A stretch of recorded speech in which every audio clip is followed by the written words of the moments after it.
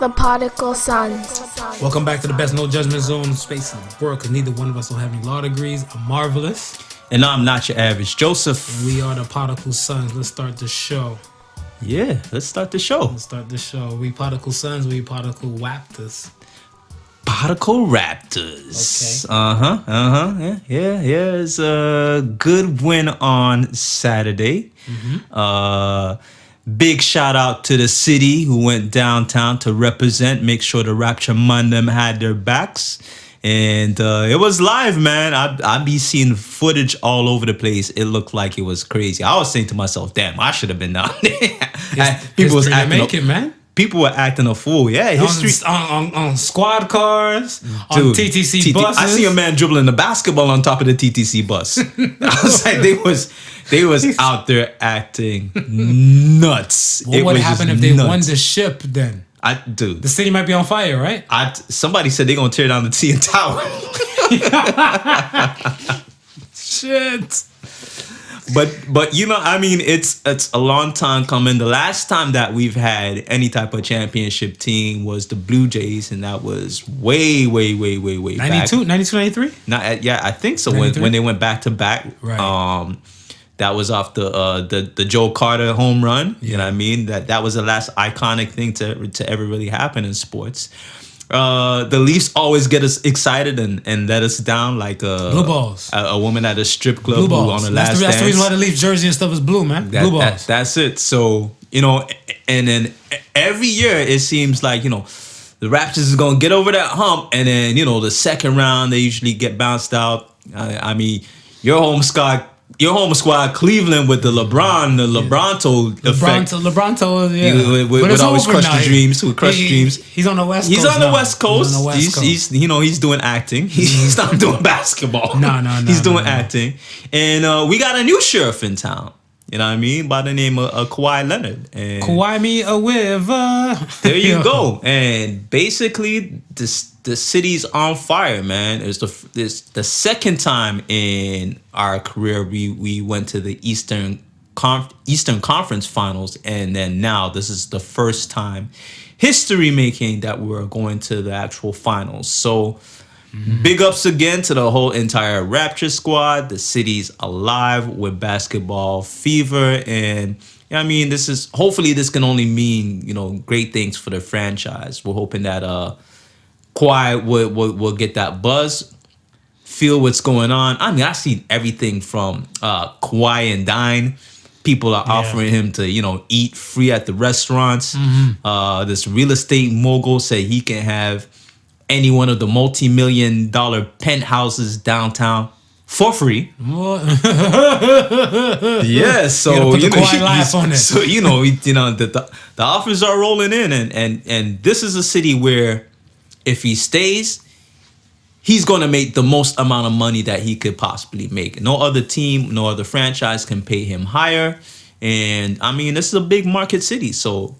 You know, hopefully, you know, this run, get into the finals, you know, it's encouraging, and he'll want to stay, and you know, and hopefully we benefit from the Kawhi effect. You know, like a player like that, a run like this can definitely attract more quality players. Facts. To come and play for the Toronto Raptors. Facts. So it's a win so far, man. And like I said, if we even get the hopes crushed by the juggernaut that is known by the name of the Golden State Warriors, I don't think that's gonna be like that. My opinion and stuff is that I want to say these Bucks, they were a giant in themselves. Yeah, they were. Yeah, they were a giant.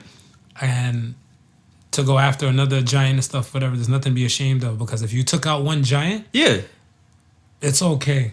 If you take out two giants and stuff, whatever, that's a hell of an accomplishment. It's a hell of an accomplishment. One giant is enough, whatever. But that's right? what I'm saying. So you know what I mean? It's like if they get stopped by the juggernaut, listen, man, we've already surpassed what a lot of people expected us to do. Facts. And again, I mean, you've woken up the city, man.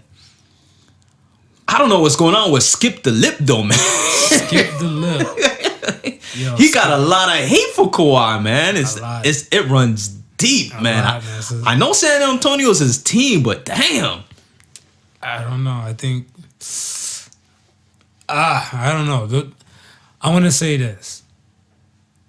What I commend Kawhi about, I think Kawhi said something in the press conference after the game. He said, I just want to win. Yeah. I don't want to be the best player. Yeah, exactly. Yeah. And that's facts. Yeah. That right there speaks about a champion to me, whatever, right? That's how a champion and stuff, or a leader is supposed to speak. I mean, it sort of goes upon what I mean. We haven't got there yet, but when we get to the Game of Thrones argument, same thing we were talking about. Yeah. What type of leader would you want? And right, and that's what it is. So now here you have this person and stuff, whatever, who come into the organization, and he played a role, and they kind of like just said like, we're gonna put this weight on your shoulder.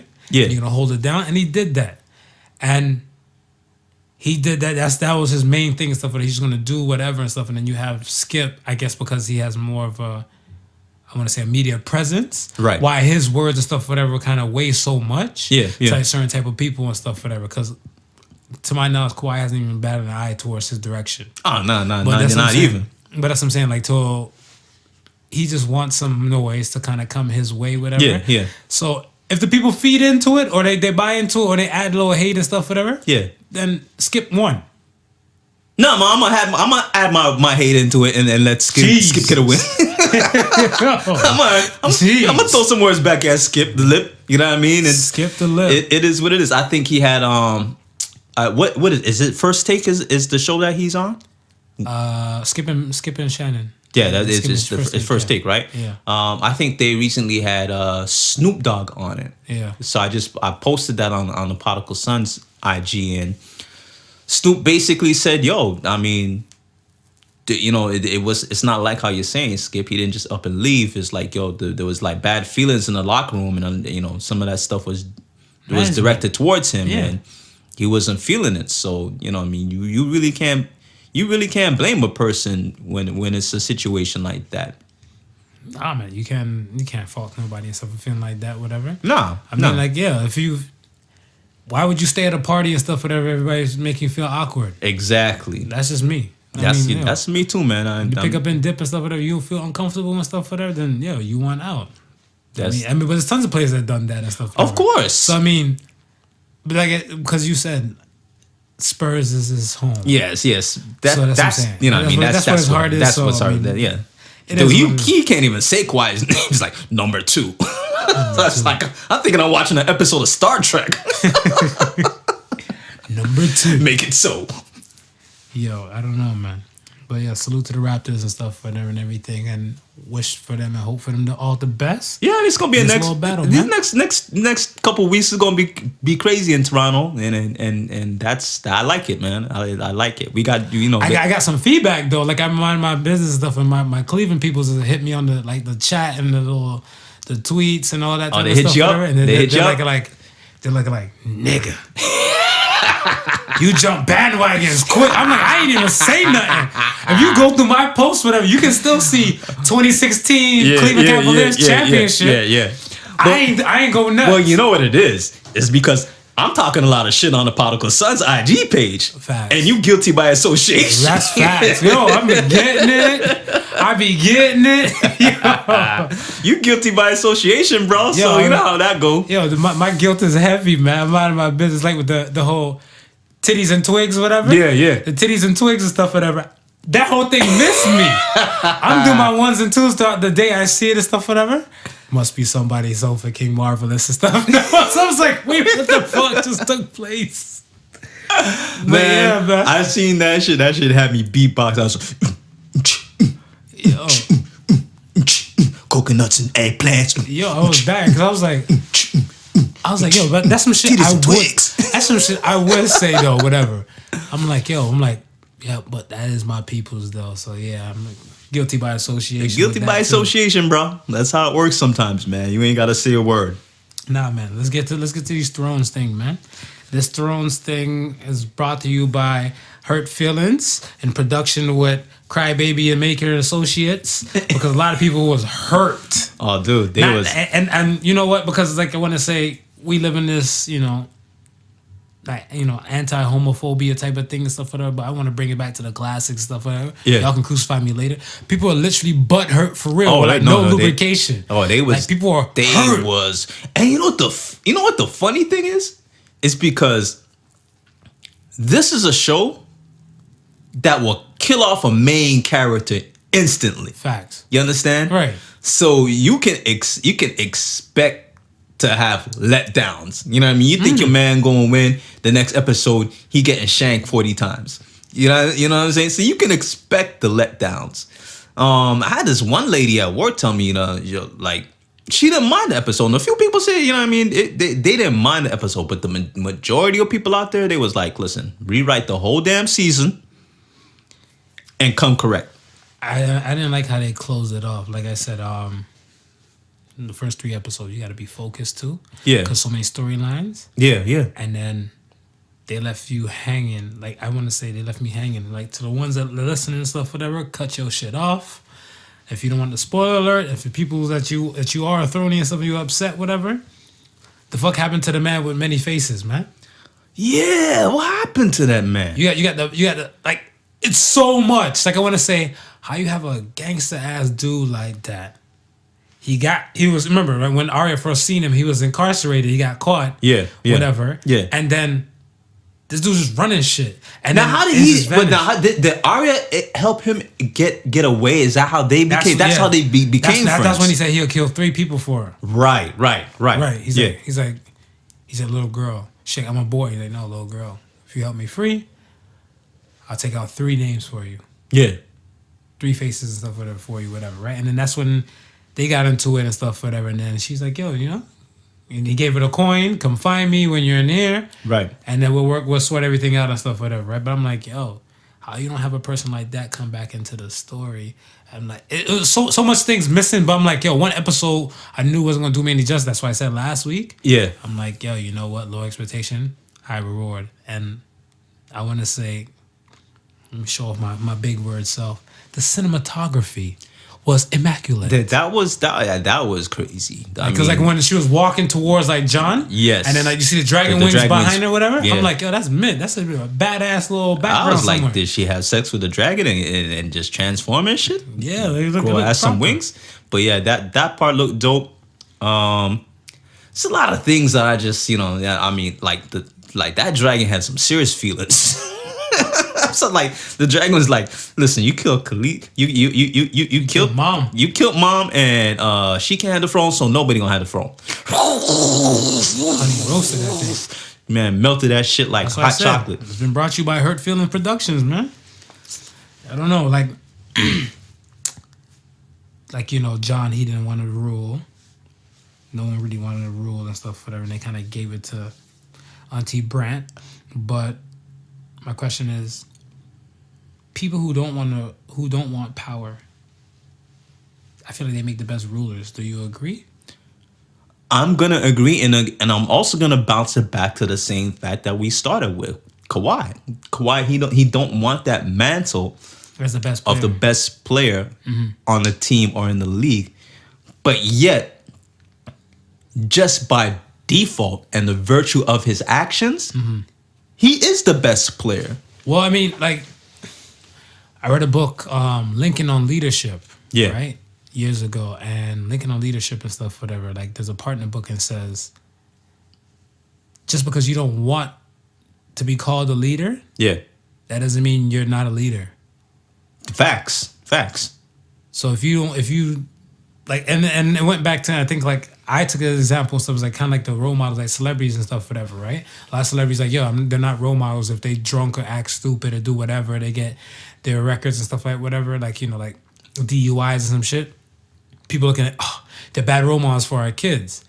They don't want the mantle as leader, but the things that you do, it just makes you into that, it just puts you in that position and stuff, whatever, right? Oh, for sure. I mean, if you have, listen, a non-leader with leader-like qualities will have people following them. That's true. When people gravitate to people like that. Exactly. So that's what I'm saying. I mean, because to be all fucked up, that's what happened to Hitler. That's That's what happened to Hitler. Hitler wasn't a soldier. He was a painter. Yeah. But they just gravitated to what he was saying, his ideology and everything, and it just fell into place. So we bring it back to the Game of Thrones, and this is basically the story of Jon. Right. You understand? He was a bastard. He was portrayed as a bastard child. He was portrayed as a bastard child, and he didn't want anything to do with the leadership, but just the qualities that he possessed and he put forth. People naturally, like you said, gravitated towards him. Yeah. And said, "Nah, you're the man for this position. You got a good heart. You got a good set of values. You got everything that will make a good king." Mm-hmm. You understand? So it's just like you said. You know, it's you know, we can bring it back to the people who are tyrants. And see how they want that position so bad that they'll do anything to get that position. Yeah, Lil' Kim said it. Bitches suck cock just to get to the top. There you go. So but that was part of the whole thing with the Game of Thrones. Like, it's who's gonna really sit on the throne at the end, right? Right. And then you have different people sitting on the throne and stuff. Because if you look at it, when the show started, it was, I guess, Robert Baratheon and he and Jaime Lannister killed the Mad King, Khaleesi's father. Yeah. You know what I'm saying? And then after he kicked the bucket and stuff, whatever, they threw Joffrey on the seat. And then the other brother sat there. Then Cersei and stuff was like, she'll sit here. And then Khaleesi got there. So it was a lot. But even even Cersei, she's a great example of someone who wanted that power and control and would do anything ruthlessly to get it, which made her a horrible queen. Facts. It made her a horrible queen. Like nobody liked her ass. You know what I mean? To the fact that just the way how she moved and stuff like that, people was like, yeah, well, I don't mind if this bitch get off. Yeah, you can get rid of her. So that was it, man. But we record on a Sunday, shows drop on a Tuesday. So tonight they're supposed to be having some 2-hour special of the behind the scenes making of. You watching it? I don't know. I'm mixed feelings. I don't know if I'm that heavily invested. Like there's really nothing else going on. Basketball is done till Thursday, so I'm gonna have to find something new to fill in my Sunday lineup, man. We'll see what happens. I don't know if I'm about that life yet. I'm gonna have to see what's new. Just to see people sit down and talk. I don't know if I'm really I'd rather watch a damn documentary about some real shit, man. Yeah, there you go. There you go. I got some other things on the back burner to watch. But you know what? I really probably would be interested in the whole CGI stuff, like how like the people who did the whole cinematography. Yeah. The making of the dragons and stuff like that. Like how the actors worked within that framework of, having to pretend that a dragon is there. And then, the digital artists going in afterwards and putting that dragon so when they're flying on the dragon and stuff, whatever. Yeah, stuff like that. And if you take it away, you put on the green screen, they're probably just riding like they riding some dick or some shit. Yeah, you know what I'm saying? You know what I'm saying? Like that sort of stuff, that I would find that interesting. Well, when you watch it, just record that piece and send it to me. That snippet? Yeah. I'm not looking for nobody else's interviews. Yeah, I was about to say. Unless they about to keep it real as ass, you know what I mean? Like, yeah, fuck that nigga, man. I didn't like working with his ass anyway. Yeah. He'd eat all the Twinkies when the scenes were cut. I told Fat Boy move the water bottle from his damn foot. He didn't move the water bottle. Now they got that shit on camera. If they keeping it real like that, spilling some tea, I might be a little bit interested in that. Because there was a water bottle. There was the Starbucks cup. The Starbucks cup. And there was a Jeep. It was a Jeep or a delivery truck. I think so. One of them. One of the two. And like that battle and stuff, whatever, out there with in the north. Yeah. So I was like, yo, they had it. They had the fuck ups with everything. But if you explain some of the fuck ups, I might be inclined. Or I might just watch YouTube because they gonna condense all the good parts anyway. True. Yeah. So there you go. True. Yo, I'm tripping. Next one, man. Robert F. Smith, a name we should never forget for now. Robert F. Smith is a billionaire tech investor and a philanthropist, definitely a heavy philanthropist. Yeah. Has made a promise to the Morehouse college grads of 2019 to pay their student debt. I feel like we need more people like this to step up. How do you feel about that? Yeah, no, 100%. We need more people like this to step up and it's a way of paying it forward that we haven't seen before, because that's a grand ass scale though. And this is what I'm saying, and like how I said how we haven't seen it before is because these are people who are now going into, we hope that are going into like some sort of dedicated profession. Correct.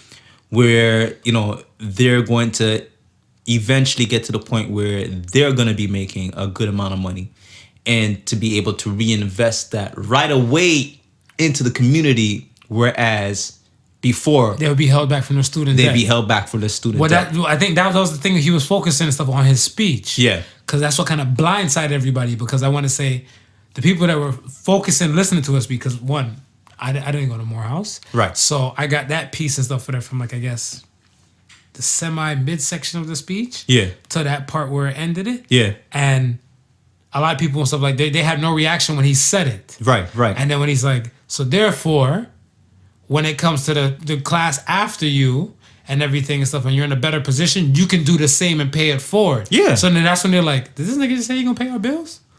And that's when it really clicked. That's when it people really like, clicked. Oh shit.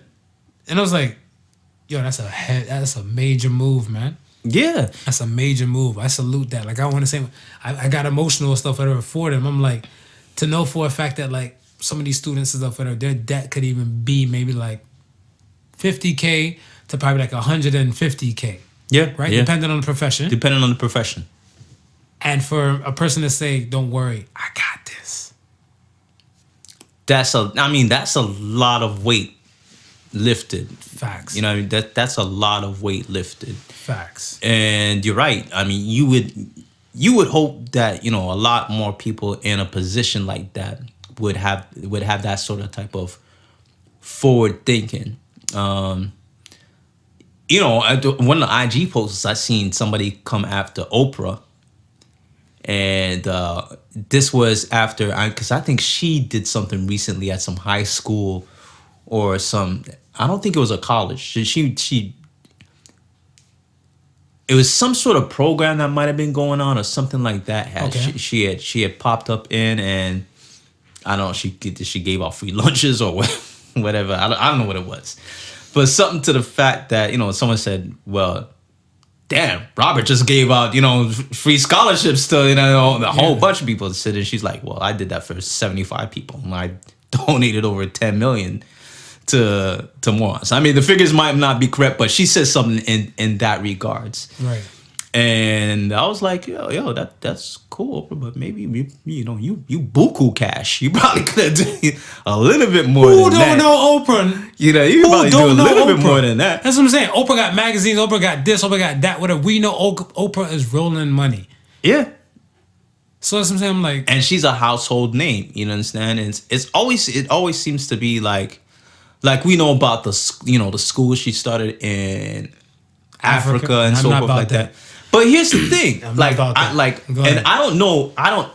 She could be. I don't know what she's done locally, like within the city. I'm pretty sure maybe she's done stuff within the city of Chicago. Yeah, she gave out free cars. She gave out free cars. Everybody look under your seat. Car keys. You get a car. You get a car. Everyone gets cars. Fuck that. I don't know if she's done anything within the U.S. itself, but you know what I mean. When you do something, take care of home, dog. Take care of home, my G. Yeah, because I mean, and kudos. Listen, I'm not saying that there's anything wrong with doing anything in Africa, but how does that generate back into helping your own? I mean, like with what Robert did, you can directly see how that can now come about. Yeah. How that can come full circle and help the people who are within the U.S. kind of build up and raise up that community. Right. And then someone asked Kevin Hart about it. I don't know if you heard that. Yes, someone asked Kevin Hart about it, you know, how he thought he's like, yo, this is a good gesture, this, that, and the third. And they had said something in regards to like, you know, would you do something like that? And he was like, he was pretty much, you know, fanning it off like, oh, well, like, oh, Robert's a billionaire. Like, he could do that. You know what I mean? I'm like, man, listen, it doesn't matter what level you're at. If you're willing to help raise a profile of somebody else. You took the words right out of my mouth. Listen, man. You took the words right out of my damn mouth. 10,000 can do, 1,000 can do, whatever you can, but whatever you can do. See, that's what I'm saying. It's not even that. See, keep going. I'm going to let you finish. Yeah. Go ahead. I mean, you know, 10,000 can do, 1,000 can do. It really doesn't matter about the size of your bank account. It's your generosity. It's the thought that you're saying, listen, I may not be able to do what Robert did, but this $1,000 might be able to go, you know, help you towards something. Right. You know what I mean? Or, you know, if I even said to myself, well, each one of those people, I might not be able to do that, but next year's class, I'm going to buy their books. I look at it like this. The whole overall thing is about togetherness within the community. Yeah. Right? Yeah. If I'm Kevin Hart, I rub shoulders with the best of them. Yeah. Yeah. No doubt. We'll look at it from color people's perspective. So like we'll say a Jay-Z, Rihanna, Beyonce's, those people and stuff, LeBron James, those people and stuff for that. Right.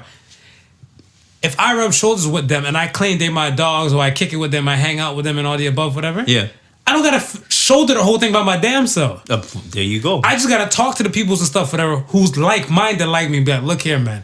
This is what I want to get into. Yeah. I don't know if you want to help share the little, you know, the generosity and stuff or whatever you got going on in your world. Yeah. But I want to say, if I do it by myself or you do it by yourself, it'll be that much heavier on you. If we do it together as a collective. Lighten the load. Exactly. So that's what I'm saying. I'm like, I feel like it was like that right there when you said it was kind of like a light punk off. Yeah, but that's how I felt it. You know what I mean? That's how I felt it too. I'm like, yo, you're making an excuse. I'm like, okay, you're not a billionaire, whatever, right? We know Kevin Hart. Say at least he has 50 mil. At least he has 50 mil, whatever, right? Yeah. If this is what your intentions are and stuff, whatever, go to some of your celebrity peoples and stuff and be like, yo, look, I want to start this foundation thing. We don't have to call it a Kevin Hart Foundation or something like that. We can do this. Yeah. You know these niggas are gonna write off for taxes too. Of course. So that's what I'm saying. I'm of like, course. What is y'all like? Man, that's just me. I got problems. I got more issues than Time Magazine. But it's funny because I hear that and then I'm like, well, how many other entertainers take that type of stance? Where it's just like you said. If they took another stance and said, listen, we all can't do what Robert just did. But this is what we can do. That's it. That's it. What you can do. Look, LeBron did his school thing all by himself. All by himself. Whatever, right? Diddy did his school thing all by himself. Y'all don't have those type of monies and stuff. Diddy is a hip-hop mogul. LeBron is this more than an athlete type of figure. You know what I'm saying? Yeah. But okay, work within your own means. OLG, not OLD, because OLD made me fucking laugh. I almost pissed myself last week with that shit. But OLG, no limit to play within it. You know what I'm saying? That's it. You're not doing it to break the bank and kill yourself with it, but just, stay in your lane, but you can still do the most. Look, every last Sunday of the month, I do a soup kitchen. Right. You know what I'm saying? Right. When I can, I can do it. If I can't, and I got other things and stuff, whatever, that's it. I got to play within my means. Of course. I do my donations. I bring clothes and stuff for that. I don't trash like old clothes or old kicks and everything like that. I keep some of the old kicks and stuff in the car. If I see like a little homeless person or something like that, pop the trunk. There you go. Yeah. I have my things I give to Goodwill and Salvation Army. I play within my means. Right. I'm not out there and stuff scooping up homeless people. If I had the power, I would be like, yo, we're going to get you a makeover real quick. We're going to buy you a little outfit and stuff for you so you get ready for a job interview. You know what I'm saying? Yeah. If I had the power. If I had the money, power, of course. By all means. But I'm playing within my region. Yeah. My lane. Yeah. So that was a light excuse, man. Miss me with that shit. I don't know, man. This is how some celebrities think. Mm-hmm. When they gather in their own wealth, trying to build their own come up. They ain't really interested in helping nobody else, man. It's a damn shame. Do you think if the government was to give money as an incentive, would you try to uphold the law better? I say that to say, you have a situation and stuff, whatever, right? So I read the book, Freakonomics. I don't know if you ever read that book before. No. So in Freakonomics, there's a thing and stuff, whatever, that incentives make a person do a lot more. Well, yeah.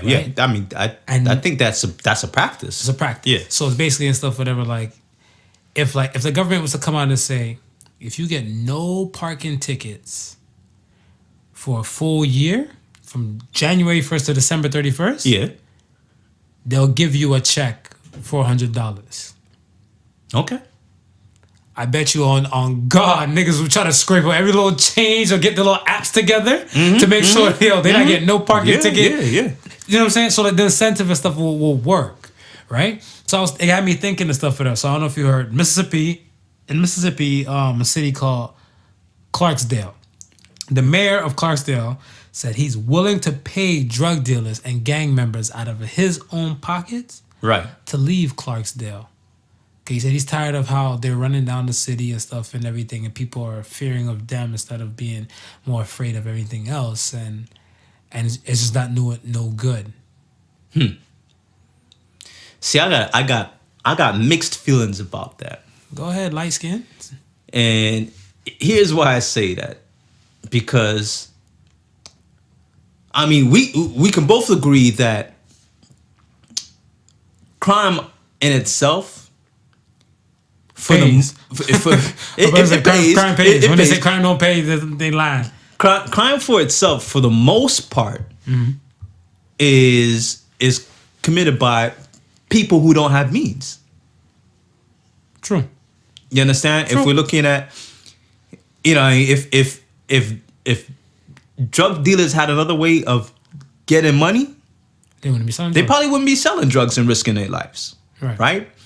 If street workers had another way of making money, they probably wouldn't be out there selling their body.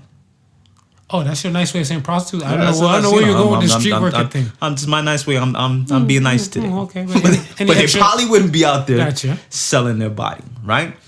So, just by the virtue of you saying, "Hey, I'm gonna give you 10 grand," you could say that and say, for you to start something, or for you to invest in something, you do better. Right.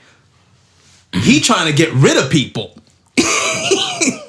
He said, "I'm paying you 10 grand, not for you to stop doing what you're doing, to leave, but for you to take your problem somewhere else. So you can be Nino Brown over there." So here's the problem I have with that, right? All right. If you're the mayor of the city, right? And let's say you get 10 drug dealers and you pay them each 10 grand. What are we looking at? We're looking at 100K. We're looking at 100K. 100K.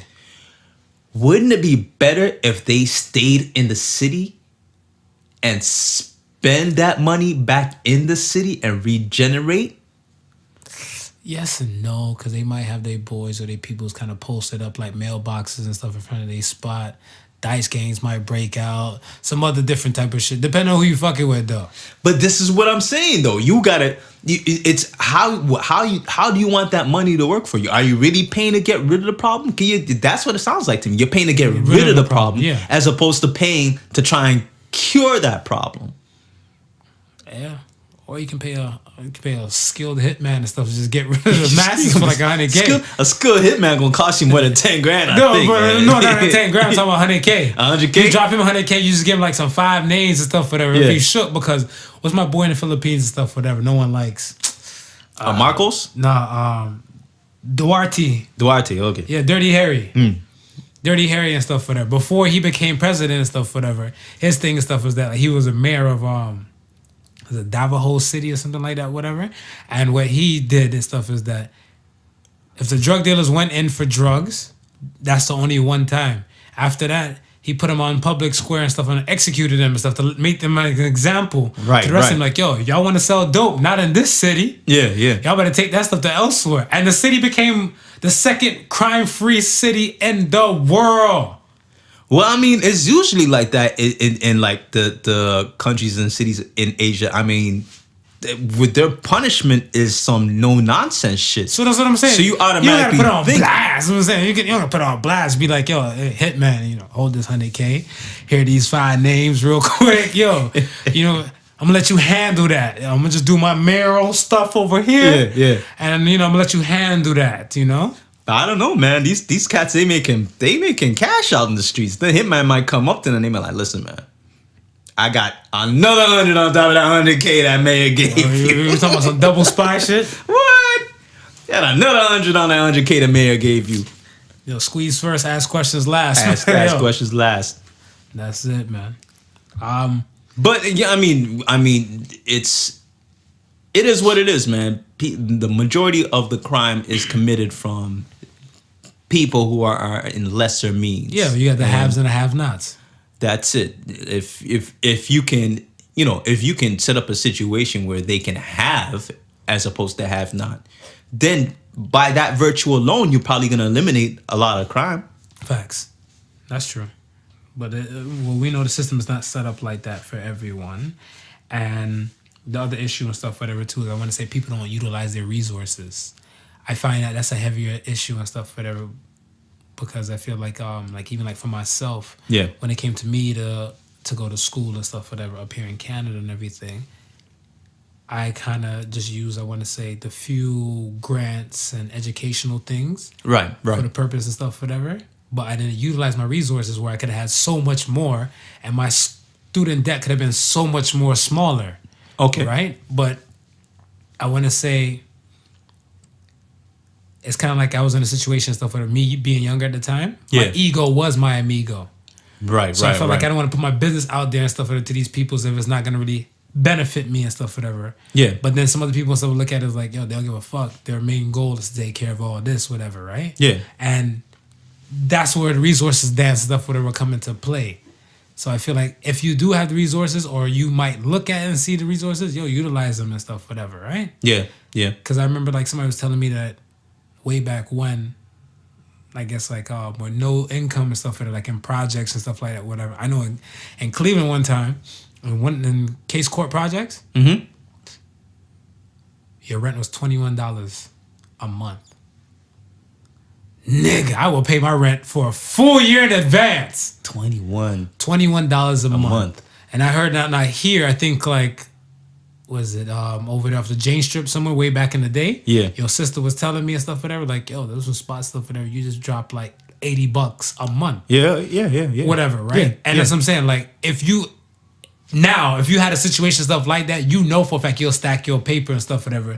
You'll be on a come up, and even if you weren't doing legal work, right? You know you'll make the best and stuff of the situation stuff, and know for a fact that yo, you gonna hustle for this long, get this stuff covered, so you can be out and do your own thing and stuff for them pretty soon. Yeah. But some people, like I said, they don't utilize their resources. Of course, yeah. And because they don't utilize their resources and stuff, whatever, they kind of get screwed or screw themselves in the end. Yeah. Because now that situation, the co-op living and stuff is not like that now. I think it's like maybe like $400-$500 and stuff now. Yeah. Right? But that's what I'm saying. Think about it, went from $80 to $500 because people weren't utilizing resources and time just completely went on. Mm-hmm. Cost of living is always going to go up. Of course. So that's what it is, right? So that's, I'm like, yo, let's just be mindful and stuff, whatever, and like make sure our end game and stuff is somewhere in hindsight. Also, it again, also what you're saying, to go to what you're saying is also recognizing the resources, knowing that they exist, and then putting a plan into action. Mm-hmm. With that said, a lot of times, you know, it's difficult, and I'm gonna use this as an example. Mm-hmm. So, again, I'm involved in the arts and entertainment, specifically music. Mm-hmm. So there's certain grants that I can apply for as far as provincial and then federal. Okay. Right? Right. Now, in order to get these grants, I got to go through an application process.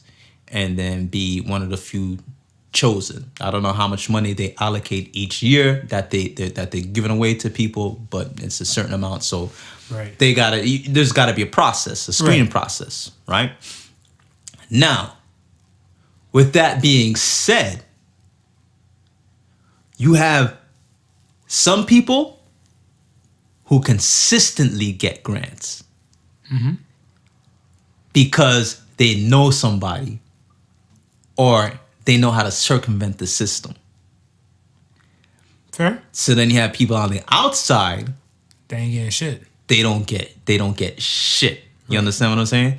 And it's been this way for quite some time. I know it doesn't only happen here. Mm-hmm. It doesn't only happen within the arts and entertainment business, but whenever there's a grant system, something like that, there's bound to be, foul play amok, right? Right. And I only mention it because that sort of thinking, or that sort of setup, puts me in a disadvantage as far as me thinking as far as the show is concerned, because this is arts and entertainment, what we do. True.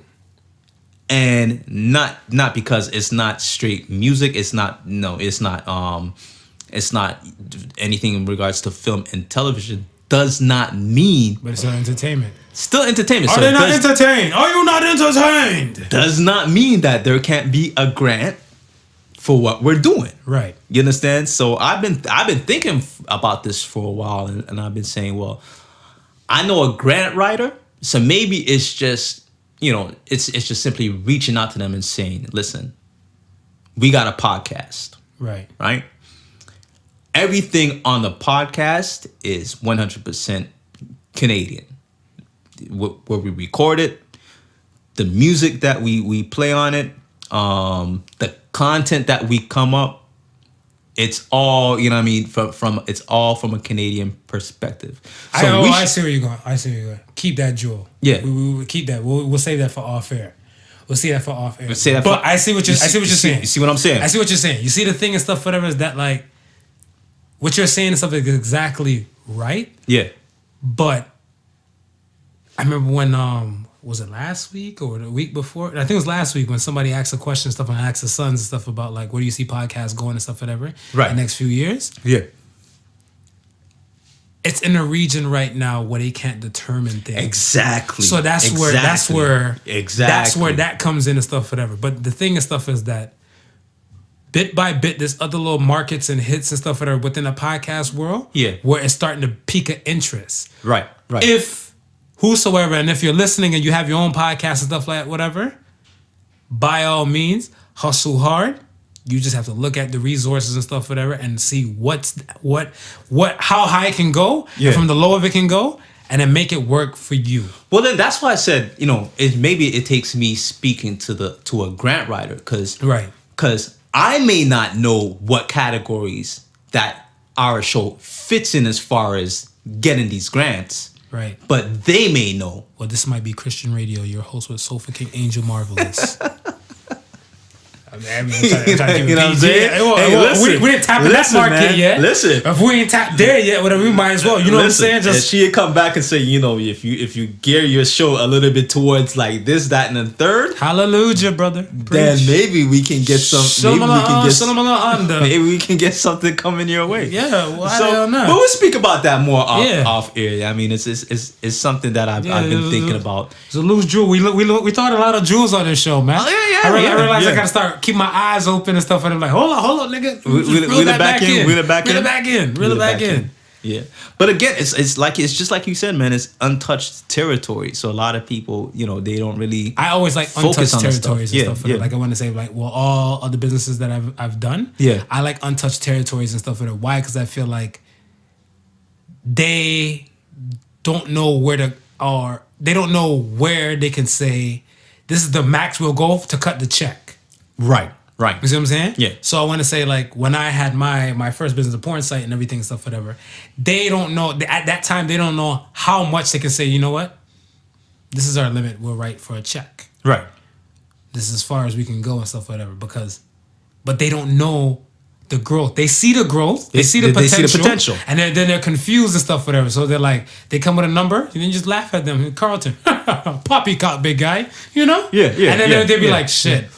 We try to lowball them too much. They know. And then they'll go higher. Right. And that's the same thing. So like even with the video game thing, it's the same thing like that as well. Yeah. This right here, they don't know where to put it, whatever, right? And I want to say the beautiful thing and stuff for the shot. Salute to Joe Buttons and his podcast crew and stuff, whatever. The fact that Spotify will cut them a check for $2 million for their podcast and stuff, whatever, that speaks about bounds. Yeah.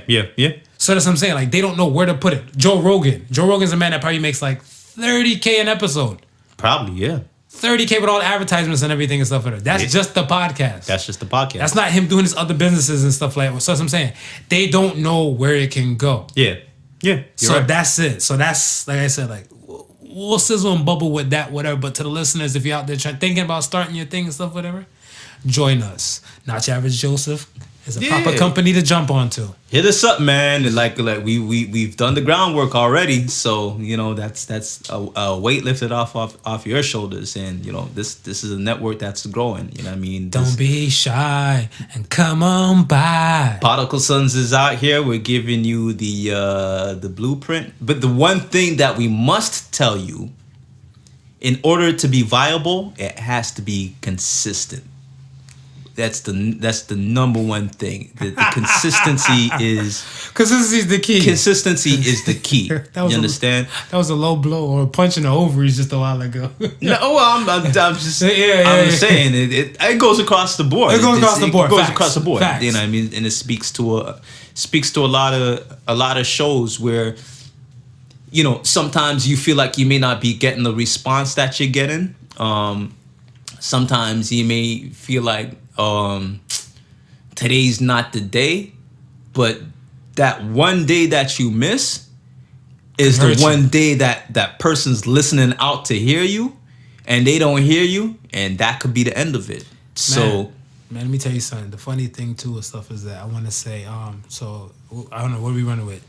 Tits and Twigs on Tuesdays or Tantalizing Tuesdays? Whatever Tits and Twigs Tuesdays, Tantalizing whatever Tuesdays. Tuesdays we running with, whatever. But I want to say we were late to dropping on a Tuesday morning. Yeah. I don't know about you, but the date? Yeah, the one day when I had to do some surgery and stuff like that?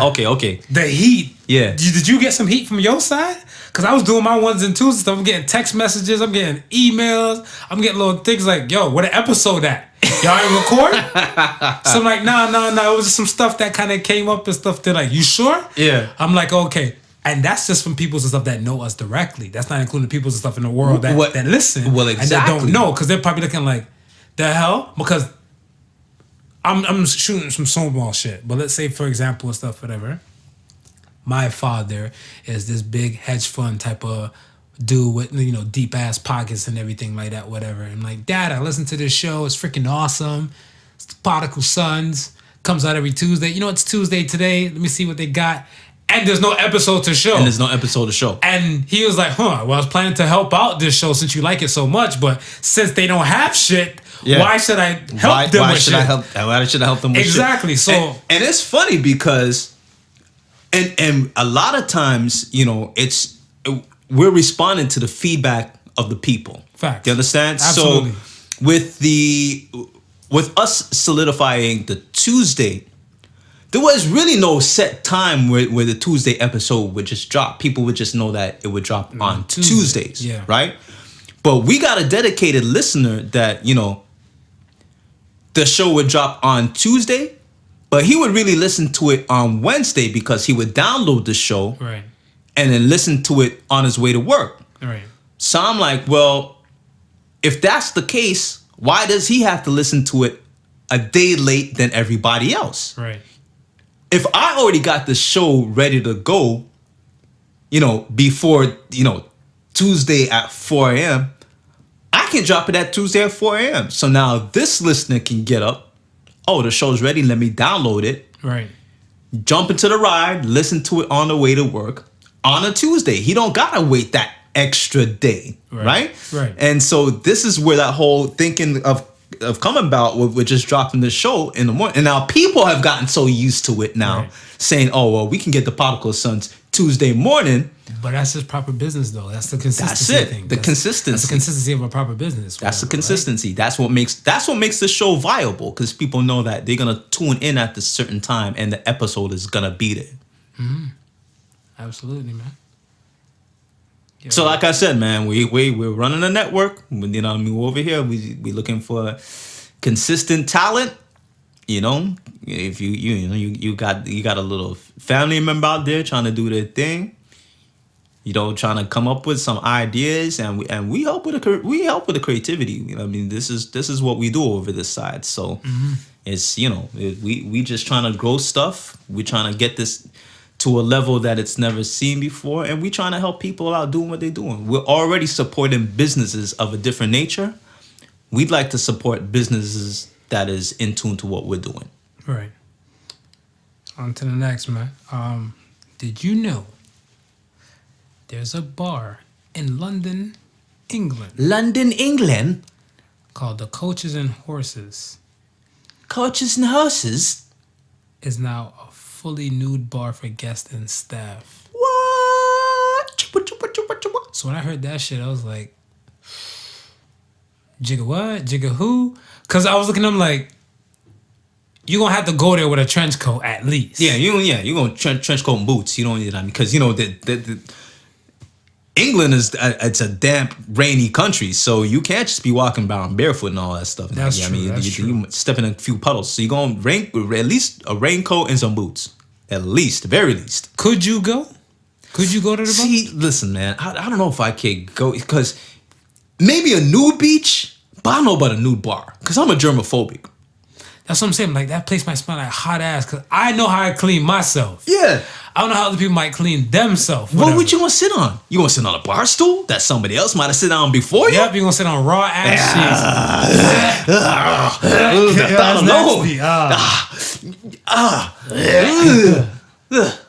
They're going to have to have, like, they're going to have to have, like, you know, those little toilet seat, paper seats that you rip off? They're going to have to have that. Fuck, like, they don't give me the Lysol wipes, man. They need to keep a Lysol wipe right there on the foot of the damn table, underneath, whatever. Be like, you come in, there's like a bidet at the door. You gotta get your ass washed before. That's what I'm saying. Some people don't wash their ass though. Whatever. Look, that's a risky business right there. So man. Think about this though. How many people you probably walk past and stuff, whatever, that probably smell like green eggs and ham on top of burnt bacon with clothes on. So that's what I'm saying. Imagine there's no cold barrier and everything like that. Whatever. You're looking at stuff and you get that. What's the old cartoon like, that PU smell? Yeah. Like Pepe Le Pew got nothing on them and stuff, whatever. I'm like, I ain't fucking with that. I don't know. I don't think. I'm about to say, okay, so if you know you could go, how would you go? Because like I said, I'm a grower, not a shower. Yeah. So my thing and stuff is that I think before I walk in, I have to probably slap around a little blood flow or something like that. Just shake real quick and have it hit your side, your thighs from side to side. You do that too. You gotta get a little side to side and be like, then just go in there and stuff whatever.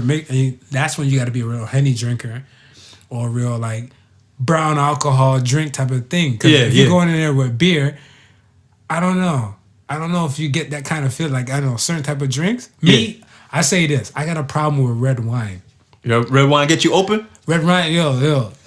Ladies, if you listening, if you want to get me loose, give me red wine. I don't know, for some reason, my dick get hard whenever I drink red wine. To get Marvin loose, red wine is the juice. Yeah, I don't know why. I can have one glass. Yeah. Lift off. I don't know why. You ain't have no red wine around me, nigga. No. I don't drink red wine around people. I don't drink red. You ever see me come to your spot drinking red wine? No, listen. Oh, so only that's what all the wines you bring around here is Moscatos. Right? And white. Yep. White wine. I got it. Fuck yeah. I got it. That's it. I got it now. None of that, whatever. And all right. And I thought it was like, maybe it might have been that type of brand of wine. Yeah. I brought, what was that? What's that shit called? Whatever. It's kind of sweet though. Bodacious. All right. I bought a bottle of Bodacious and stuff, whatever, Yeah. right? And salute to Bodacious and everything. And I'm like, you know what? Let me just have a little sip of this and see how this goes and stuff with it. And I had like a little wine glass, had that doing a few things, 1 to 2s and stuff in the house. Yeah. And then like I think I looked down for something, I'm like, holy shit. I'm like, did they put Viagra in this thing? I don't know. That's what I'm saying. Like, I will go to this bar specifically. I'm like, I'll have your cheapest red wine, kind sir. Well, you know that they say red wine is good for the blood, right? So maybe that might have a little. But then would they kick me out though? Because the thing and stuff, whatever, is that, see, I don't know the rules and stuff in the UK. So the UK listeners and stuff, hit us in the DMs and let us know what's really good with it. Because if I'm going through their flagpole and stuff, whatever, and I'm like, yo, trust me, it's not me, it's the wine, mate. You know, like it's the wine, yeah. Y'all can't hold it against me. Because I mean, like, yo, if you think about it, here, you wear your gray jogging pants, and then you see a group of women doing yoga in the park. They can get you for that layering thing. Because if your gray pants have a little legend of the bulge popping off, yeah. USOL, you get in charge. You get the charge. What if you ain't even layering and you just bulging? You going? That's what I'm saying. What if the guy had a glass of red wine before he went outside? There's a great jogging pants. Oh, that's horrible. That's what I'm saying. That's horrible. It's rough out here in these streets, whatever. So, but I don't know, man. But I thought that bar, you know, might be I'll walk past the window. If the curtains are open, I'll walk past the window. Listen, man, I would like to hear from any of the peeps out there who've been to that bar or something similar to it. How that situation is on the inside, you know, how people react, how people act. You know, hit us up on a social media or hit us up on an email, the Podicalsons at gmail.com or ask_us at thepodicalsons.com. Let us know. I just want to know how they... Let us know. Because think about it, like if you go to Nude Beach, right? Most of the time people who are nude, they're not really popping. To me.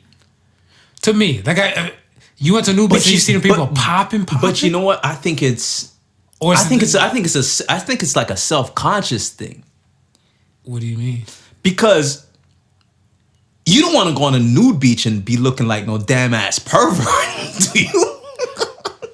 I'm looking like a damn pervert any goddamn way. That might be psychologically in your mind. It'd be like, you know what I mean? Your dick might be like, oh shit, I don't want to be the only one out here standing at attention while everybody just walking around, you know, dangling. No, I'm saying like, but think about, all right, I don't know.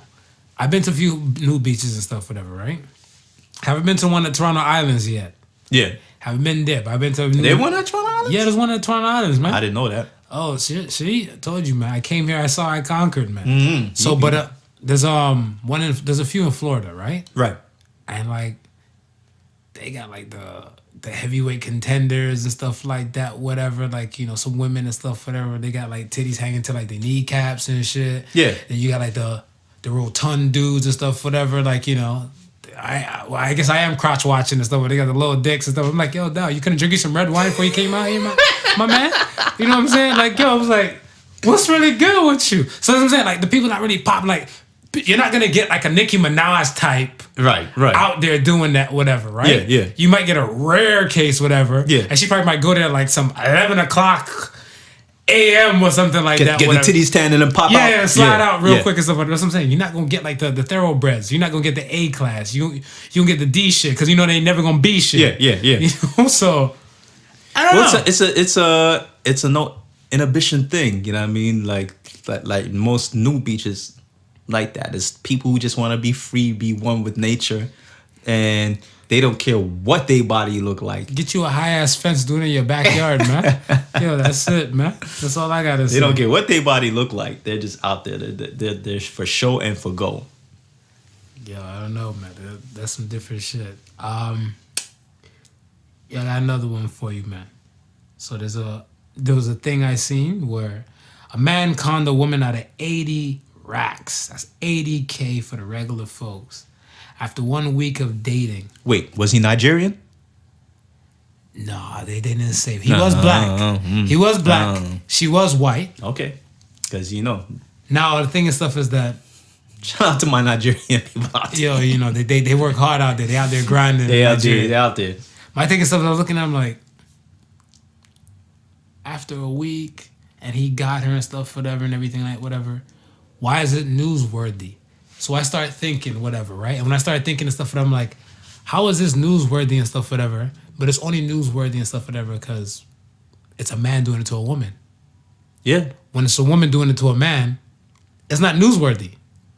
Well, how many bitches ran off with ADG Rolex watches in their pockets? And their vaginas. And their vaginas. Yeah. So that's what I'm saying. Like, you have these kind of was a situation. You could lose a lot of money chasing women, but you can't lose a lot of women chasing money. Right. Right?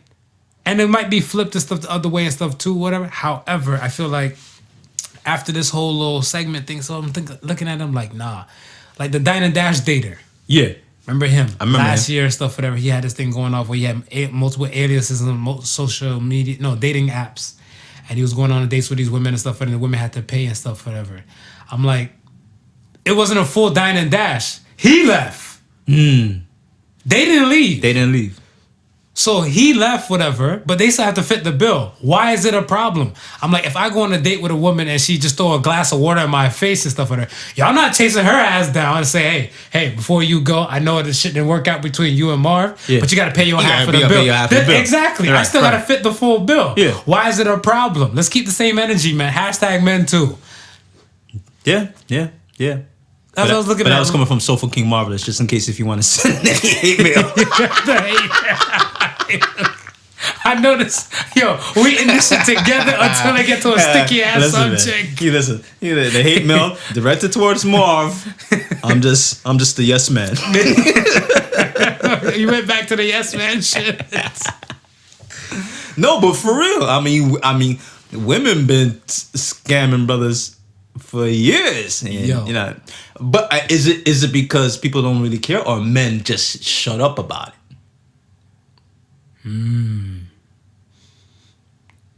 They might shut up about it. Yeah, I think it happens more often than we really think about it. No, because I have a female friend, right? She told me and stuff, whatever. She buys purses and shit like that from online and everything, and some of the purses and stuff, whatever, they might not value shit, right? Yeah. So like, some women, they will probably pride themselves to get like Michael Kors, my Latino folks, they love them some Michael Kors type of shit. Yeah. Right? So they might get like the Michael Kors bangers and everything. And then this friend, she's like, no, she just buy like she on like Shoe Dazzle, whatever the fuck.com, whatever. Right. She'll buy a little purse that might match one of her cute shoes or some shit. Yeah. And that'd be that. But the purse might be no more than like $20. Okay. Right? So what she'll do now, right in the bra, driver's license ID in one. Yeah. Cash and credit cards in the other bra. Yeah. Nothing in the purse but probably tampon. Yeah. Gum. And a little sample of perfume. So it's strictly a showpiece. Showpiece. All right. So now she go on a date with you. Right. The date isn't popping. Right? I'm gonna go to the washroom. I'll be right back. That showpiece is right there on the table. Yeah, so you think you should come back. You think she's coming back. Her Uber's outside picking her up and stuff, whatever. So you sitting there looking like a dummy. But you still gotta fit the bill? I'm gonna try to sell that bag on eBay. You better pray you get something. I'm gonna go to Pacific Mall, find myself a little Michael Kors emblem, and stick that bad boy on the back. And sell that shit on eBay. But like, I didn't see this online. This is Springline 2 years ago. This is a new one. Springline 2 years ago. You missed it. If you didn't get it, you missed it. Prototype. They ain't come out yet. Couture. It's couture. It's not on the market. It's couture. Yo, so check it. I seen a video online where, I guess an adult or several adults, they gave some kids and stuff, whatever, sparkling cider, alcoholic. Sparkling cider. Okay. Yeah. Right. Yeah.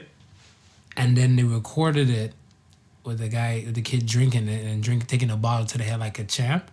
And then they kept recording him when they seen him that he was drunk. Right. He was smashed. Whatever, right? And they were laughing at him and everything and stuff, whatever.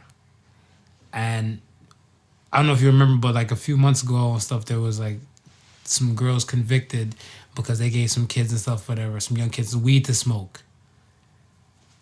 Okay, I think I remember that. Yeah, so there was a few chicks and stuff, whatever. Like they were giving the kid like I think like some 5-6 year olds like hit the blunt, yeah. And the kid was getting high and everything and stuff like whatever, right? And that's child endangerment. Yeah, same thing with the alcohol thing. It's still child endangerment and stuff whatever as well. Right. But I mean, of sometimes and stuff like that where parents allow their kids to have little alcoholic beverages. Or little tastes and stuff, whatever. Like my mom's never gave me wine coolers and stuff when I was younger. Yeah. It wasn't no like I'm not getting no Jack Daniels and nothing like that, whatever. Well, I mean, my parents wouldn't give me a full beer bottle to myself, but they'd be like, take a sip, man. Take a little sip. You know, little sip. That's what I'm saying. Yeah. It brought me to the point saying, do you believe that adults giving minors alcohol early, would it help them or hurt them in life? I don't think it would necessarily help them, and I don't think it would necessarily hurt them either. Really? Yeah. Because I think it's more of an individual case when it comes to drinking, and how that person's attitude is towards it. You got some strong-willed friends, or sorry, I wouldn't say some strong-willed people who can say to themselves, "Listen, that's not for me." It's not. Not only is it not for me, it may not be. It may be for me, but I have a limit where I can say, "Listen, okay, you know what? If I go too far, then it might not be good." Right. Right. But how do you know your limit though? As a rookie kid. Well, that's the thing. You don't know your limit, so you're about to say, "Hey, I'm gonna stop before I find that limit." You understand what I'm saying? But that's a strong-willed. Well, listen, minded. but so this is what I'm saying. Then you have those who may not know their limit, and probably don't care because they see everybody else ignoring their limit, and they want to be like everybody else. You understand? So they'll be like, "Well, I have 2 drinks, and 2 probably should be enough for me, even though I'm feeling okay. I shouldn't do a 3rd." Right.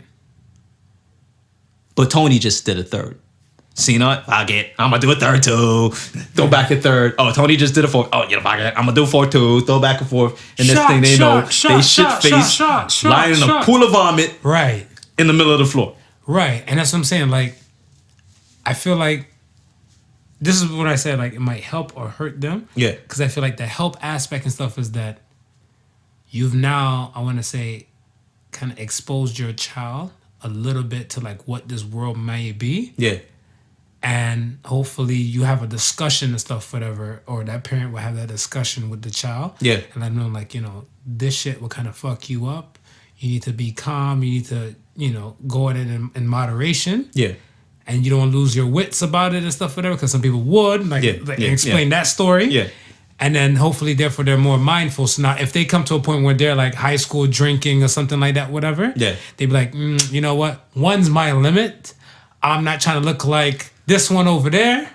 But without drinking, that's a strong-willed person. But without drinking, if you have a strong-willed person, or your child is a strong-willed person, and you can explain that without drinking, without them sitting on them, because you could give your child 2 drinks, right, and they could be oozy as hell, and you say, okay, see, now this is the limit that you stop at. Now that you oozy, and they go to the party, and they still want to be like Tony, down in 3, 4, and 5. Hell no. You know what I'm saying? So at the end of the day, it's really the individual. It's how you raise that person to say, listen, know when is when. Some adults don't even know when is when. I know, but that's what I'm saying. Like, and that's why I feel like that's the hurting aspect, because I want to say this, me, and I'm not gonna call out the places and stuff, but I've been legally, I want to say, I've been clubbing since I was 14. 14 in spots where I can buy alcohol, whatever, right? Yeah. Some places I wasn't supposed to be in, right? Now, the thing and stuff is that when it comes to me going out, let's say, I think they say average club goer, they have like a 10-year lifespan. Right, okay. So I've been clubbing since I was 14. Okay. So my club time span and stuff is going to end at 24. Right. So clubs aren't really going to affect me and stuff like, yo, I gotta go out this weekend. I gotta go out, wild out, rock out my cock out type of shit, whatever. You know what I'm saying? Yeah. Because I've passed that point. Yeah. But some people and stuff, whatever, like they probably don't get exposed to probably like, I guess here in Canada, the 19 mark, or like some people like I guess in America like at a 21 mark, right? And they'll have the 10-year time frame and stuff, whatever, right? And they'll go nuts, especially like in the beginning. There's no moderation because they don't know how much and stuff is what and what is when. I know some people go broke on clubbing. Listen, man, just clubbing. That's not including drinks. I started. I'm gonna say I started partying around that same age. You were DJing. Well, even before I started DJing. Okay. I'm gonna say like exactly around 14, 15, and when I was coming up, it was a lot of basement parties. So, listen, there is no bartender to tell you, hey, you too young to drink. You get whatever you want to drink, right? So then, again, though, it's like we would drink, but it's like at that point, the major determination was your pocket, because you may only have maybe $5 or $10 in your pocket, so you could only buy maybe 1 or 2 drinks, right? And then after that, you broke anyways, so you couldn't go really beyond that point. But by the time I started hitting clubs, and as a DJ, you getting all the free drinks in the world, man. So, Were you that drunk where you spent like Rhinestone Cowboy or some shit like that? Yeah, I didn't really get that drunk. Okay. But you get a lot of drinks, man. I'll be the only person in the jam, probably jamming to that shit, whatever. End of the night, you kind of swaying back and forth, and there's a lot of nights I've been in conditions I probably shouldn't have been, but these are my confessions. But that was the nature of the game as a DJ growing up, and that's it. But yeah, I mean, you're right, because by the time I hit, I want to say 24, 25, you're not phased. Yeah, I'm not phased. You're not phased, and that's what I'm saying. Because you had that early exposure, and because you had that early exposure and stuff, whatever. Now you're not gonna go nuts to these things. So even if you're 14, say you started 14, 15. Yeah. We'll say 15, right? Yeah. You started 15 and stuff like that. And you're still doing this thing consistently. By the time you're like 17, 18 and stuff like that, for a fact you're not about to go spend off all your money. You about to just have your like 2 drinks and stuff, whatever. You're going to hold your corner. And then when it's time to dip, you cut before like the lights come on or something like that. You already, because you're exposed early compared to somebody else who starts at the 18 mark. Listen, man. And they don't know when to hold them or know when to fold them. I remember when I was starting, I was there till the club shut down. Now, I'm like, all right, it's going to head by 1 o'clock. I'm out. Yeah, I'm going to sign out. I'm going to be out. I'm in bed by 2. Facts, man. You ain't got time for this shit no more. Yo. Me and my boys and stuff, we got into the discussion the other day, whatever, right? And I said, let me bring this shit to the show. Question is for you. Have you ever done butt stuff? Anything pertaining to the dark region, that area? Nah. Think about it now. I'm 100% positive. Think. Think. Listen. Go ahead. Databanks is clicking. Think. Okay. And the answer is no. I haven't. Not even maybe I might have been. Hold on. Okay. Maybe might have been a quick slip trying to get it, but trying to right. But she once I got pro, and then she let me know, there was no more quick slip. There was no quick slip under that. Okay. But I was always and this has been my mentality. Mm-hmm. And I don't know if this mentality had me in a situation where I couldn't figure out homosexual relationships. Okay. Because I always looked at this thing from a nature perspective. Okay. Break it down. Where tab A goes into slot B, and it got nothing to do with C.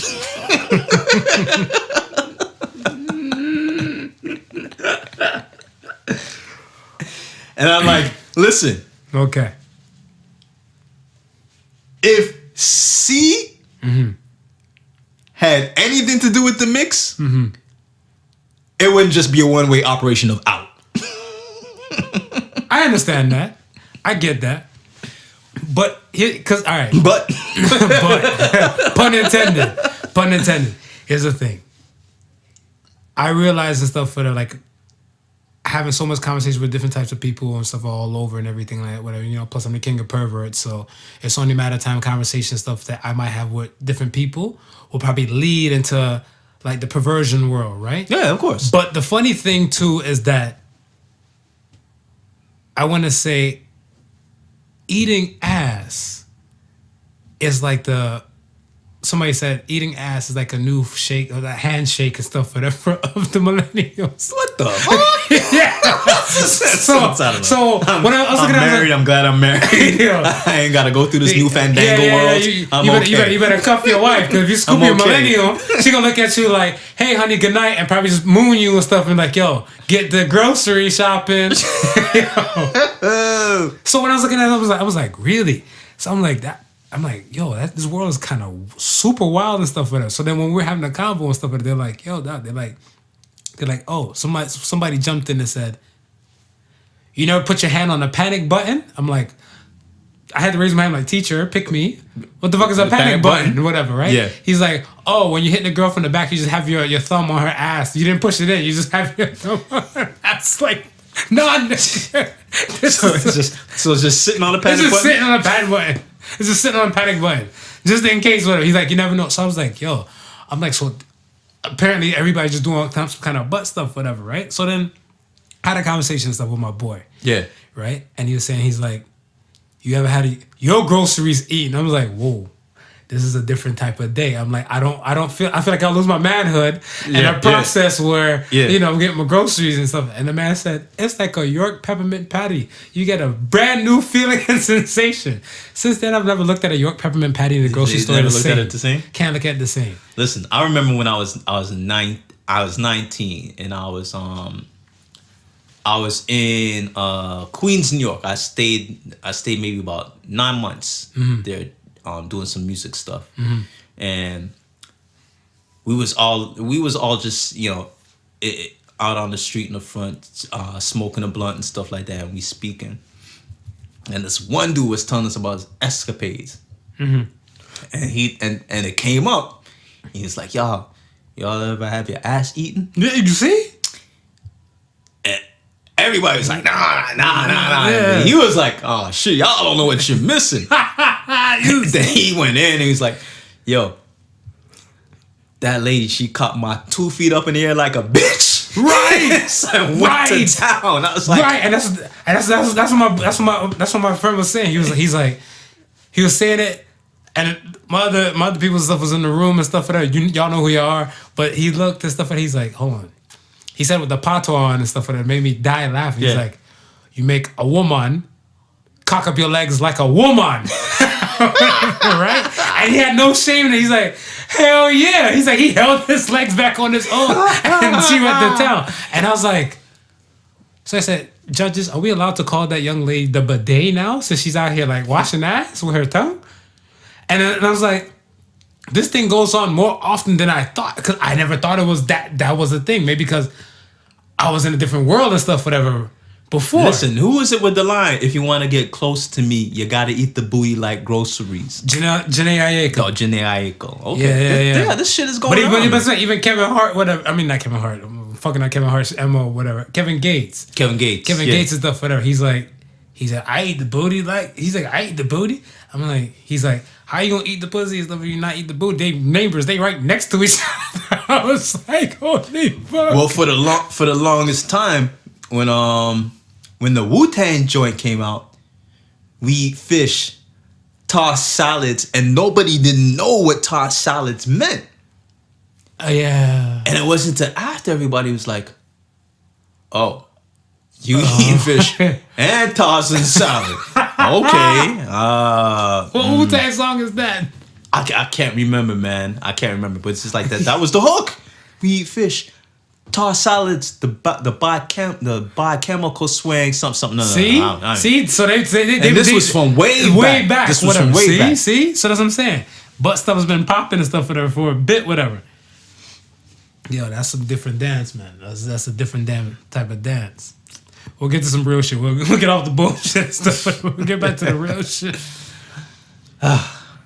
You good? You safe? I'm good, man. Nothing's on your panic button over there. I'm a slot A. I'm sorry, sir. Tab A. You don't even know. B. You're confused right now. I'm confused right now. Pride Month is next in a few weeks from now. Don't get confused. I'm leaving. See you alone. Okay. Yo, what are some behaviors that most people should unlearn, or you feel that they should unlearn, in order to be better people today?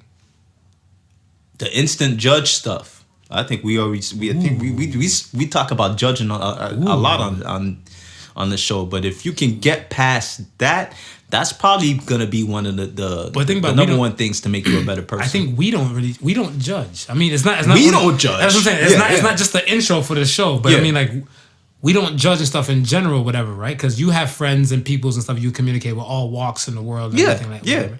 And I'm pretty sure they feel comfortable coming to you the same way people come to me. Right. Because I don't have a judgmental type of tone and stuff, whatever. Yeah, right? Contrary to, I guess, to a few people might say and everything. But, like, there's no judgment and stuff, whatever, from this side with it. Because my thing and stuff is that, like, if you're going to come to me with an issue or a topic or something like that, whatever, we're going to have this discussion and stuff, I feel like, as people, not even like, because I don't want to say as adults with it, because I might have a conversation with a younger person, right? Right.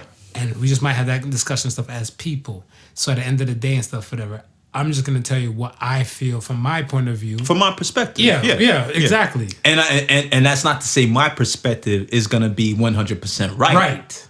It's just from my perspective. Your POV. What do you think? Hate, racism. Hate racism. I think hate and racism, those type of things. But like, a lot of that is coming off of prejudging too, right? I don't know if it's judging thing, because here's the thing. I want to say, like, picture of what I look at stuff is that you have these young kids and stuff, whatever, like the little 4 or 5 year olds and stuff, whatever. All they know is play, fun, food, poop, repeat. Yeah. Right. And it's the adults and stuff are the ones that kind of put these these depositions, predeposition stuff into them. Like, I want to say, like, even if let's say, that's what I say, I don't want to say it's more prejudging type of stuff. I want to say, let's say that adult or their parent. Yeah. Let's say if it's a white little girl, right? Right.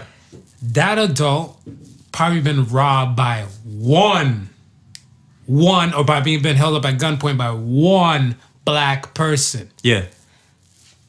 They can't use that one situation to hate all black people or to have one train of thought for all the black people on the planet. Right. That's just one out of the billions. Yeah. You know what I'm saying? So with that being said and stuff, whatever, like I feel like they taught that child to have a healthy either have healthy fear or healthy hate. Yeah.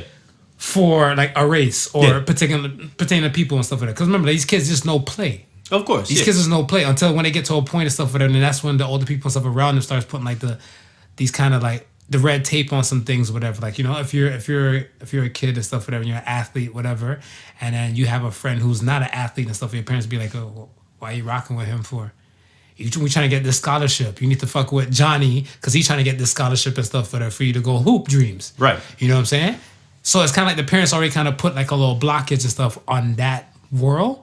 Or shed a little light and stuff on that side and stuff. And I feel like hate, man, that's a taught behavior people need to unlearn. I hear people say some things all the time, like if it's small things, like say they don't like something. They don't say they dislike it. They just say, I hate that. Yeah. Yeah.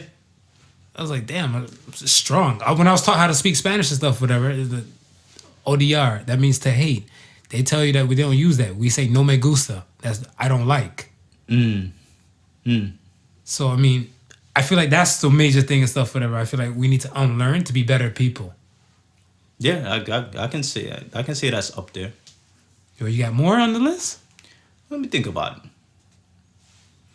Hey. Eat more groceries? You can eat more groceries. I'm good. I would say have an open mind, not towards groceries. Until you close it off for the groceries.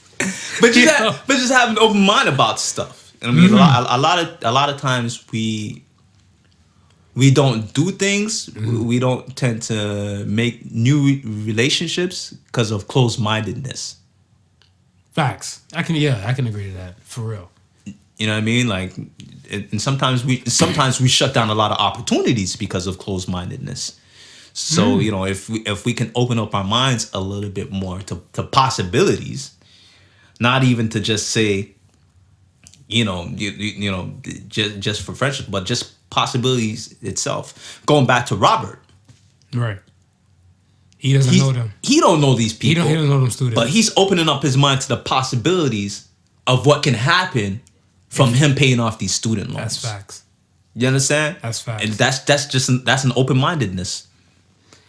I guess I hit that for Associated Sons, whatever. But I always have one stuff pertaining to that. But I fully agree with you on that one too. I agree.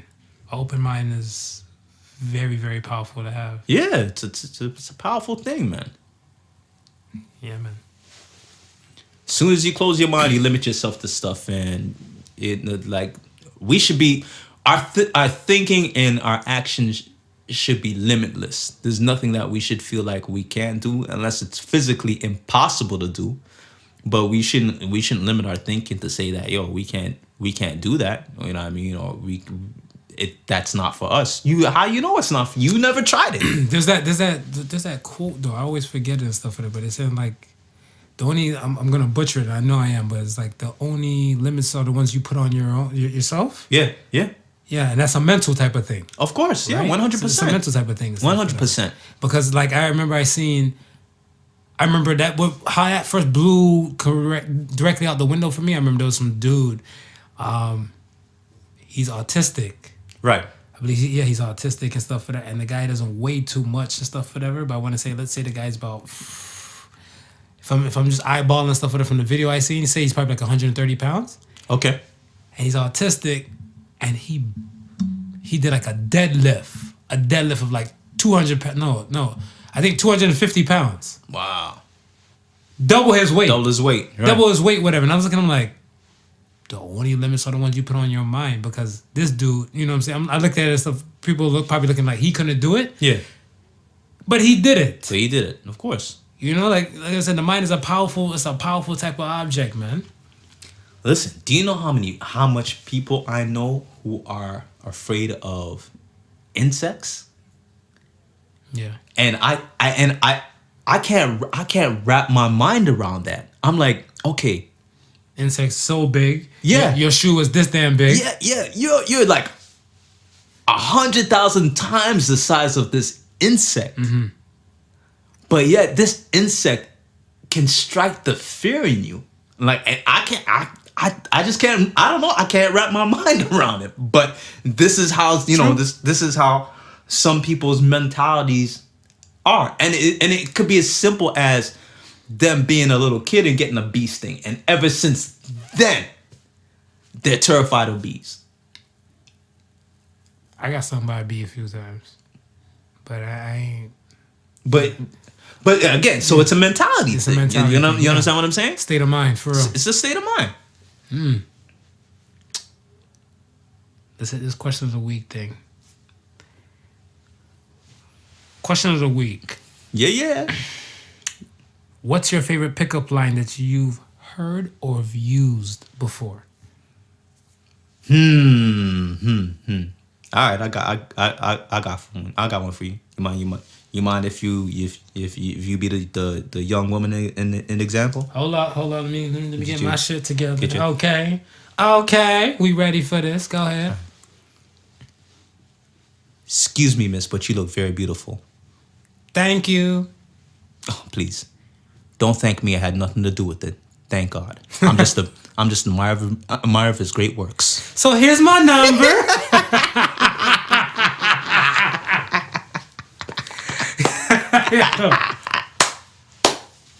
Yo, I got two. You got two? I got two. So one and stuff, whatever, is you're saying, if you were a triangle, you'd be an acute one. Now hold on. Now, if she ain't used to math, she might not get that. No, I know. That one might go over her head. That's what the chicks who listen to Drake, the college chicks. Yeah, the college chicks and stuff. You can't use that on random stuff on the street, whatever. You know. And the other one would be, you remind me of all 20 letters of the alphabet. Why is that? Oh, my bad. Silly me. I forgot a few letters. U-R-A-Q-T. Wait. That's not all the letters in the alphabet. My bad. I'm fucking up again. You can get the D later.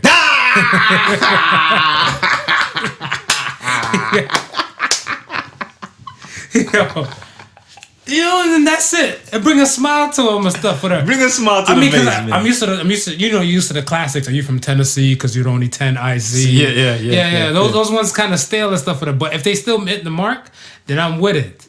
Yo, the illest one I heard that threw me off. I never heard it before until Ray. The movie Ray. Yeah, with Jamie. Yeah. No, I can't remember. When they're sitting at the piano, and you go, "Did you hear that?" And she goes, "What?" My heart just skipped the beat. Oh! I was like, damn. I was like, damn.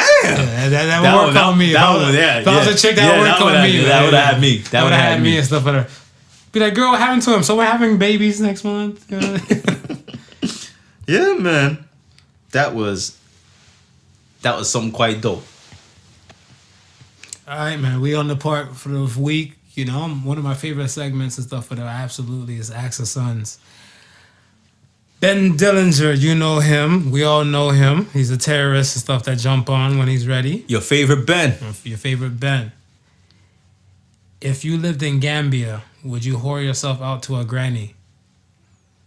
I don't know if you heard about the guys and stuff, whatever, out there in Gambia and everything. Hell yeah, if I had no damn resources and stuff, whatever, hell yeah, granny gonna get the D. Hopefully I get a passport and leave the country with it. Listen, man. If I'm a Gambian, yeah, I'm gone, man. Yo, yeah. I might have 3 grannies on the payroll. You know, yeah, just in case, whatever, for real. Just in case. Yeah, you got to give them a rotation, man. I am not mad at that. I am a re-rebel. This one's a shot to me. He said, his question is, are you a Raptors fan now? Marv. I am a Raptors fan. I want to say home team gets hand claps, whatever. So y'all got to understand stuff that when it comes to Cleveland and stuff, whatever. But I am in Toronto. I am posted up here like a mailbox and stuff, whatever. And I'll be a terrific dirtbag for me not to even applaud the greatness and stuff that they've been pulling off and stuff within the past few years. And I'm not talking about just the Kawhi moments and stuff. I'm talking about for the past few years. I give credit and credit's due. But like I said, you know, when Cleveland is up to bat and it's Cleveland and Toronto, I don't know. Toronto people might cuss at me. Cleveland people might shoot at me. You decide from there. I know you're Raptor. This man got his jersey on deck. I'm in my jersey. As we're recording right now, my man got his Raptor jersey on deck. So that question is definitely not for him. I got up early this morning. I went to the mall. You see the I don't know if y'all watched the game, but the championship, the Eastern Conference champs hat that they put on after I went looking for that bitch. You buy it online, can't you? I went online to Lids, and I seen that Lids had it. No, you got to go to NBA.com for that. Yeah, but I'm not into the waiting, man. Oh. So I was like, let me go and check my local Lids store because they know me from. Hey, I don't know if y'all seen online, but we got some Podical Sons hats that we've been doing. Yes. Give it the thumbs up. Let us know what you think. If there's any particular style that you're looking at, I'll go and I'll get it done, and then we'll have a vote because we're gonna have merch soon, man. I mean, it's merch is coming soon. Yeah, it's a long time coming, and people have been asking. People have been seeing the posts with just the prototypes that I've been doing, and they was like, "Yo, where can we buy it? When's it coming?" And this, that, and the third. So don't worry, we're working on it. We're gonna have some stuff for you shortly. But yeah, so I get that stuff done at my local lids, so they know me personally. So I got up this morning, I went in there.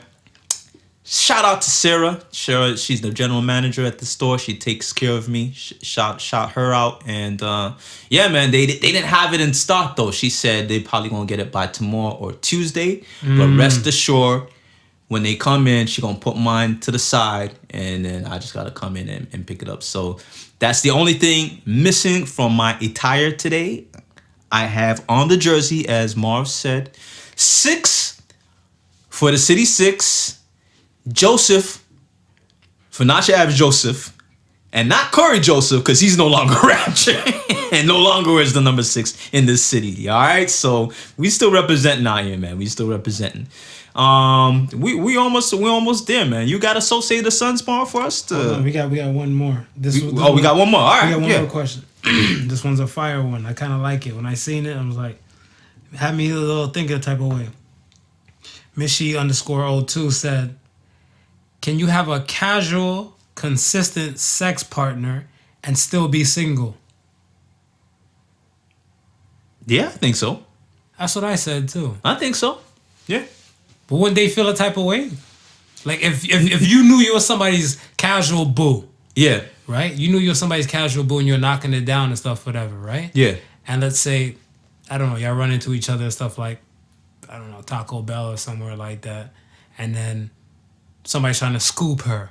Yeah. Are you gonna feel a type of way? I don't think I wouldn't feel a way. Okay. I wouldn't feel a way. Cause like I said, I mean it's a casual thing. I mean, and then at that point, if someone tries to scoop her and she gets scooped, then she might tell me that I might have to find somebody else who's a casual, and I'd be okay with that because it's the nature of the relationship. Now, if you'll find yourself catching feelings, nothing more than feelings during those exchanges, then that's probably something you gotta talk about, because that person might not be catching the same type of feelings and it might not end up in a good situation. Yeah, you just have to have that conversation. Yeah, you gotta have that conversation and be, listen, I can't continue like this. I don't know if but I think we grazed on something like that. Yeah, we grazed upon that. We grazed upon that. Cause you can't go in there and stuff, whatever. Like when you get ready to nut, you just hold on tight. I love you. What was that? I'll hug you. Olive juice. Yeah, that's it, man. That's it. So associate the Suns. A mind is like a parachute. It works better when it's open. Yeah. I associate the Suns, man. Associate the Suns. Yeah, man.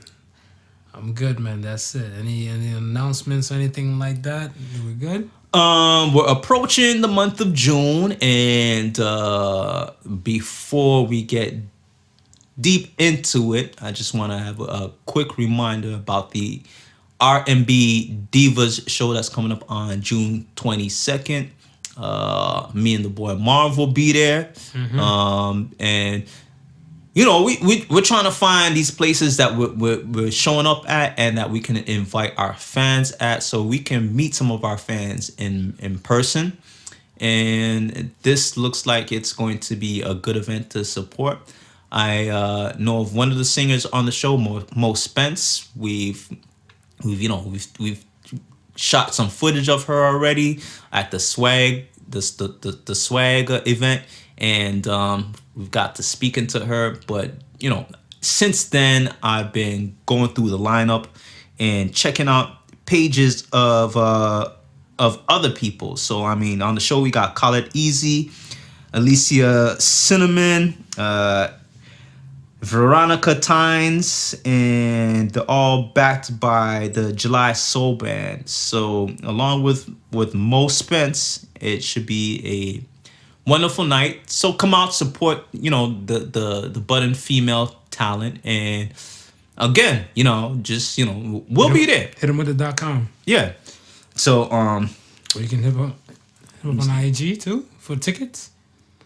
Yeah, I think I'm not entirely sure. I'm gonna post. What I'll do is I'll post on the IG and somewhere in the description of the show which will go out on Tuesday. I'll leave some information there, basically on where you can get tickets. But if you're on IG, I know the swag pop-up usually is a good spot. Become a friend of Naya Jules. Really, really dope person, making really, really dope jewelry, and one of the sponsors of the show. She can of course give you information, and hit me up, man. Hit Not Your Average Joseph or Sofa King Marvelous on these social media platforms, as well as the Podical Sons. And you can ask us about it, and we'll, we don't have the answers right now, but definitely can get you the answers at that time. What I can tell you is, though, it's Saturday, June 22nd. Show starts promptly at 9:30, and it's at the Spade Bar and Lounge. That's 3580 McNichol Avenue, Scarborough. All right. So again, it's a Sister's Choice Event Management Co. and R&B Divas. All right. So we're coming close to the date. I'll give it one more shout out, and I'll have more details as far as where you can get the tickets. But just look out for our socials. We'll have the information there. Absolutely. All right. Thank you again for listening to the Podical Sons. Remember the difference between stupidity and genius, that genius has its limits. Peace and love, y'all. Y'all be easy. Peace. Go Raptors. Yeah. Raptors!